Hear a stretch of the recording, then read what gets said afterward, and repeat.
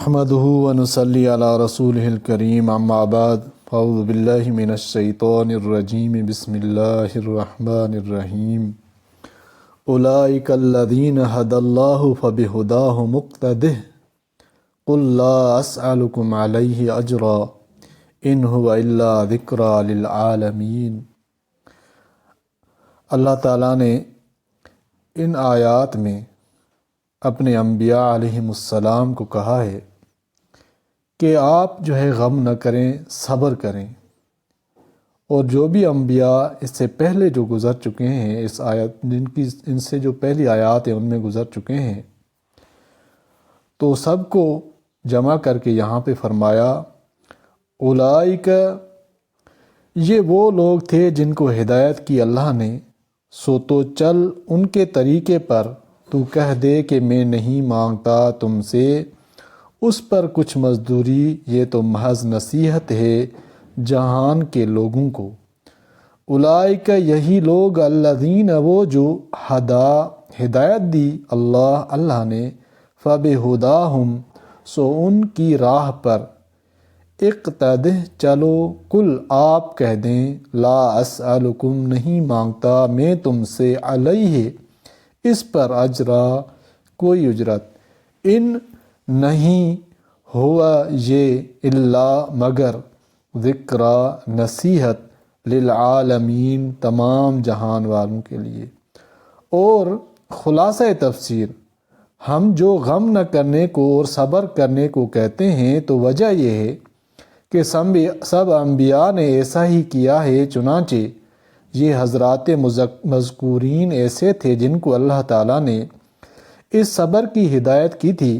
سو اس باب میں آپ صلی اللہ علیہ وسلم بھی انہی کے طریق صبر پر چلیے، چونکہ آپ صلی اللہ علیہ وسلم کو بھی اس کی ہدایت کی گئی ہے، کیونکہ ان میں سے نہ آپ صلی اللہ علیہ وآلہ وسلم کو نہ نفع نہ کوئی ضرر ہے جس کی وجہ سے غم اور بے صبری ہو، اور اس مضمون کے اظہار کے واسطے ان سے تبلیغ کے وقت آپ یہ بھی کہہ دیجئے کہ میں تم سے اس تبلیغ قرآن پر کچھ معاوضہ نہیں چاہتا جس کے ملنے سے نفع اور نہ ملنے سے ضرر ہو، بے غرض نصیحت کرتا ہوں۔ یہ قرآن تو صرف تمام جہانوں کے واسطے ایک نصیحت ہے جس کو ماننے سے تمہارا ہی نفع اور نہ ماننے سے تمہارا ہی نقصان ہے۔ اور ان منکر لوگوں نے اللہ تعالیٰ کی جیسی قدر پہچاننا واجب تھی ویسی قدر نہ پہچانی، جبکہ منہ بھر کر یوں کہہ دیا کہ اللہ تعالیٰ نے کسی بشر پر کوئی چیز یعنی کوئی کتاب ابھی نازل نہیں کی۔ یہ کہنا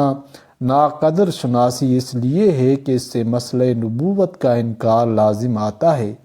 اور نبوت کا منکر اللہ تعالیٰ کی تکذیب کرتا ہے، اور تصدیق حق واجب ہے، پس اس میں قدر شناسی واجب میں اخلال ہوا۔ یہ تو تحقیقی جواب تھا، اور الزامی مسکت جواب دینے کے لیے آپ ان سے یہ کہیے کہ یہ تو بتلاؤ کہ وہ کتاب کس نے نازل کی ہے جس کو موسیٰ علیہ السلام لائے تھے، یعنی توریت، جس کو تم بھی مانتے ہو، جس کی یہ کیفیت ہے کہ وہ خود مثل نور کے واضح ہے، اور جن کی ہدایت کے لیے وہ آئی تھی ان لوگوں کے لیے وہ بوجہ بیان شرائع کے ذریعے ہدایت ہے جس کو تم نے اپنی اغراض نفسانیہ کے لیے متفرق اوراق میں رکھ چھوڑا ہے، جن میں جتنے اوراق کو چاہا ان کو ظاہر کر دیتے ہو، جس میں تمہارے مطلب کے خلاف کوئی بات نہ ہوئی، اور بہت سی باتوں کو جو اپنے مطلب کے خلاف ہیں، یعنی جن اوراق میں وہ لکھی ہوئی ہے ان کو چھپاتے ہو، اور اس کتاب کی بدولت تم کو بہت سی ایسی باتیں تعلیم کی گئیں جن کو قبل کتاب ملنے کے نہ تم یعنی قوم بنی اسرائیل جو کہ وقت نزول آیت موجود تھی جانتے تھے، اور نہ تمہارے قریب سلسلے کے بڑے جانتے تھے۔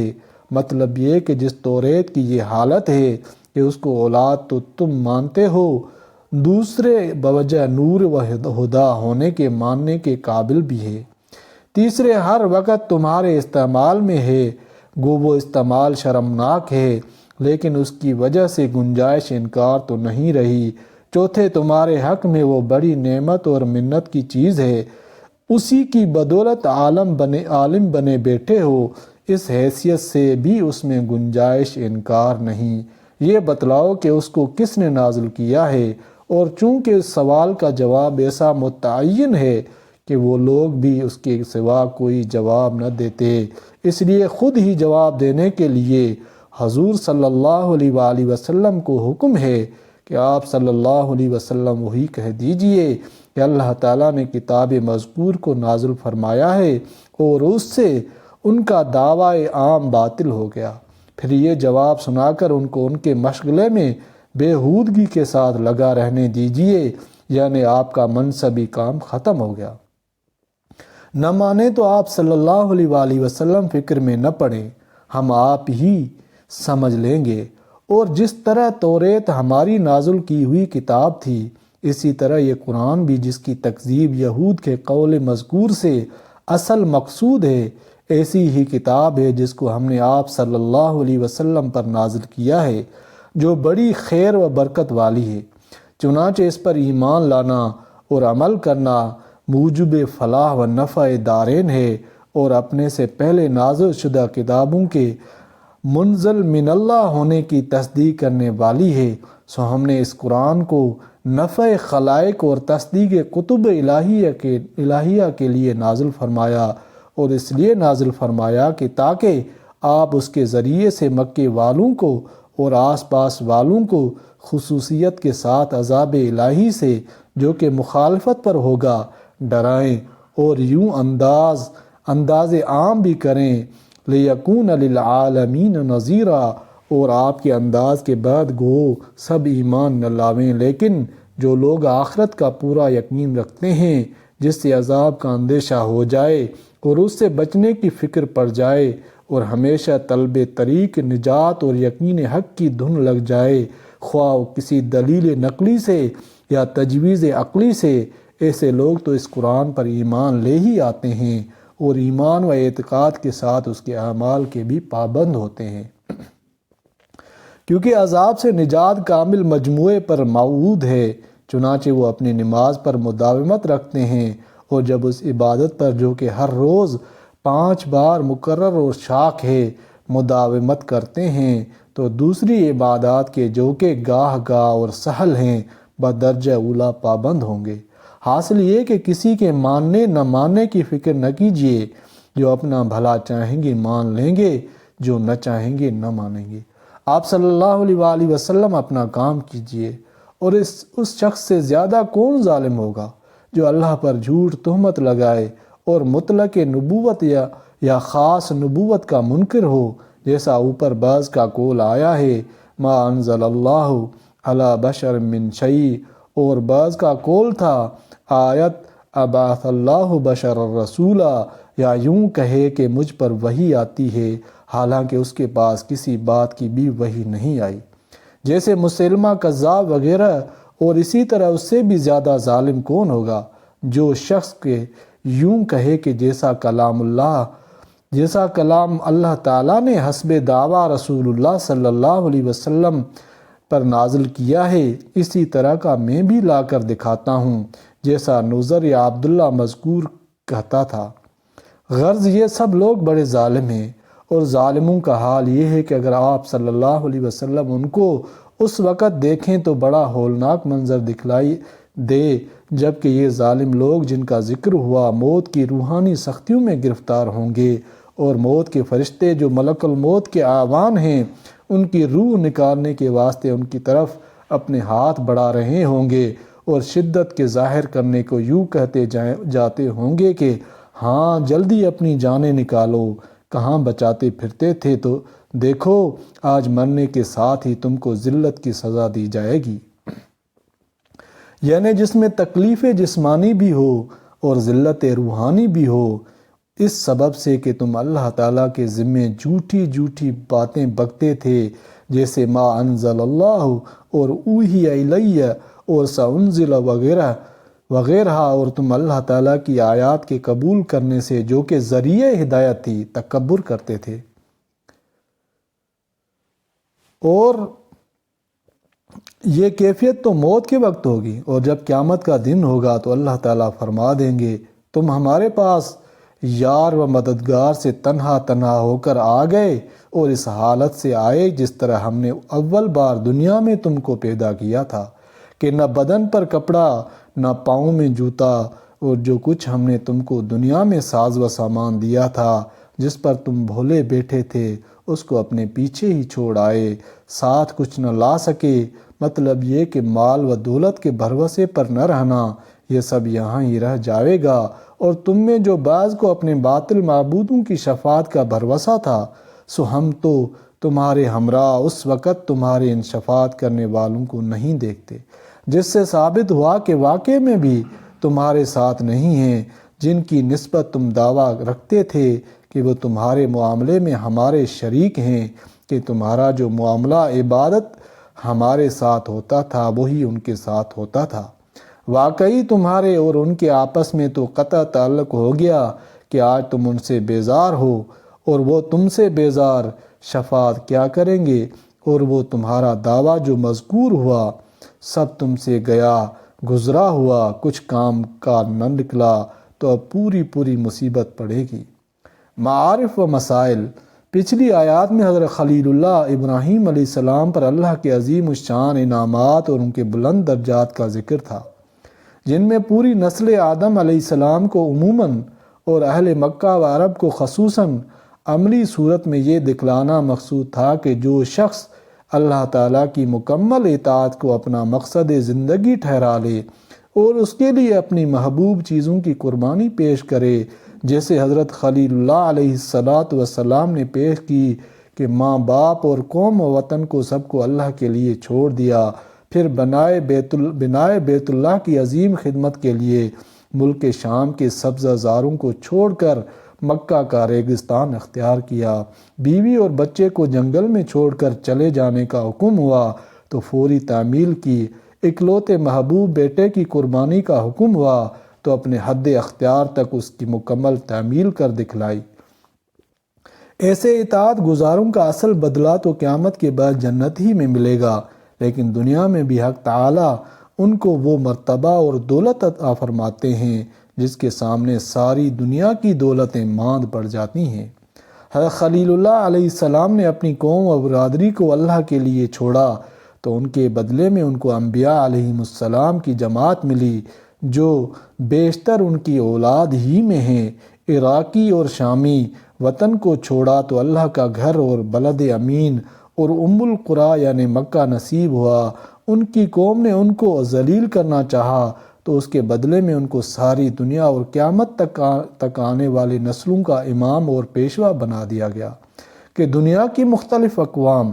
و مذاہب آپ کے بڑے بڑے اختلاف کے باوجود ابراہیم علیہ السلام کی تعظیم و تکریم پر متفق چلے آئے ہیں۔ اس سلسلے میں 17 انبیاء علیہ السلام کی فہرست شمار کی گئی تھی، جن میں سے بیشتر حضرات ابراہیم علیہ السلام کی اولاد و ذریت میں داخل ہیں، اور یہ بتلایا گیا کہ یہ سب وہ بزرگ ترین ہستیاں ہیں جن کو حق تعالیٰ نے سارے عالم کے انسانوں میں سے اپنے دین کی خدمت کے لیے منتخب فرمایا اور ان کو سیدھا راستہ دکھلایا ہے۔ مذکورہ صدر آیات میں سے پہلی آیت میں رسول کریم صلی اللہ علیہ وسلم کو خطاب فرما کر اہل مکہ کو سنایا گیا ہے کہ کسی قوم کے آباء و اجداد محض باپ دادا ہونے کی حیثیت سے قابل تقلید نہیں ہو سکتے، کہ ان کے ہر قول و فعل کو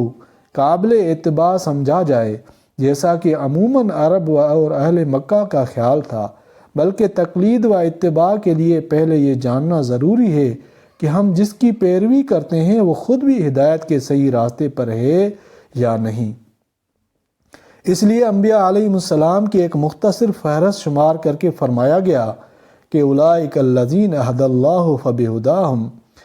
فبہداہ مقتدہ، یعنی یہی وہ لوگ ہیں جن کو اللہ نے ہدایت دی ہے۔ پھر فرمایا فبہداہ مقتدہ، یعنی آپ صلی اللہ علیہ وآلہ وسلم بھی ان کی ہدایت اور طریقہ کار کو اختیار فرماویں۔